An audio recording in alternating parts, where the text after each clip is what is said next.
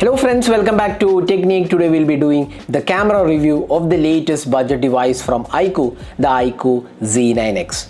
Now iQOO Z9x comes with a primary 50 megapixel camera and you also get an 8 megapixel selfie camera. So it's a basic camera setup. So let's see how good the camera experience is on this device and let's see how good it is for this price segment of less than 15,000 rupees. So before getting into the video, if this is your first time on this channel, do hit that subscribe button and also hit the bell icon to get notified of all the videos we publish. So let's begin. So first step, let's have a look at the hardware.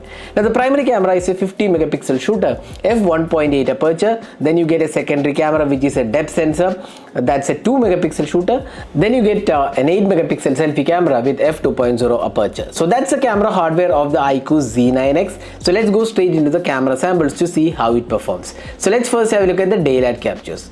So in terms of daylight conditions, you can see here the iQOO Z9x produces good results.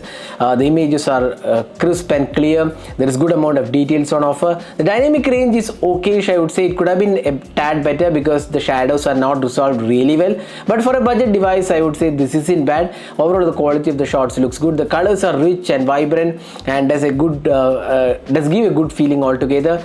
And the overall quality of the images, especially the sharpness levels and colors, do look really well. So at the price segment of less than 15,000 rupees, iQOO Z9x won't disappoint users and it does produce decent results overall. Now there is no ultra wide angle camera on this device, so we'll go straight into the close-up shot. So in terms of close-up images, once again it does produce good results.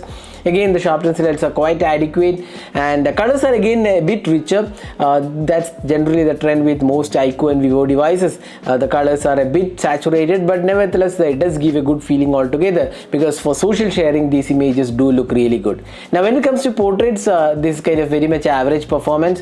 You can see the edge detection is not that great and skin tones are not really that accurate. You can see that the images do have a bit of over sharpening at times and the background blur and edge detection is kind of average. So portraits needs a bit more fine tuning. Now moving on to the low light images in indoor artificial light, it produces decent results. Once again the noise is kept to minimum and even in indoor conditions the images do turn out to be pretty good. Now when it comes to extreme low light, it's better to turn on the night mode and you can see that the results are quite satisfactory actually, although there is a bit of noise and sharpness levels are not that impressive, but for a phone in this price segment which is around which is less than 15,000 rupees, it does produce pretty good results overall. Now moving on to the selfie camera, the 8 megapixel shooter produces decent selfies altogether. It won't disappoint most of the users, but again the skin tones are not very accurate though. But overall I would say this isn't bad for a 8 megapixel shooter. But when it comes to portrait selfies, they're kind of very much average. I would say edge detection is not perfect, but overall I would say the selfie camera did turn out to be decent for the price segment it is being offered. Next, moving on to the video quality, it can record 4K videos at 30 FPS, but there is no optical image stabilization nor EIS, so it is not recommended for movie footages. But you can see that the quality of the 4K recording is quite good. It's also 1080p at 30 FPS, and once again you can see here the stabilization is done well, but the dynamic range is okayish I would say, and the quality is quite good for a price segment. So the stabilization is also done quite decent. So this is the front facing camera sample taken with the iQOO Z9, so you can judge yourself how good the clarity of the video is and also the audio output. So this can record videos in 1080p resolution. So that is a detailed camera review of the iQOO Z9x. So summing up, I would say iQOO Z9x does produce decent results overall. It won't disappoint users. The good daylight shots, good close-up images, decent portraits, again satisfactory low light experience, and also selfie camera turned out to be quite good.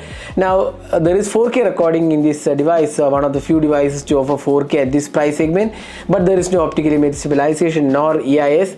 But if you want stabilization, you should be going with the 1080p sample. So overall I would say the iQOO Z9x is quite a decent camera experience at the sub 15,000 price segment in India.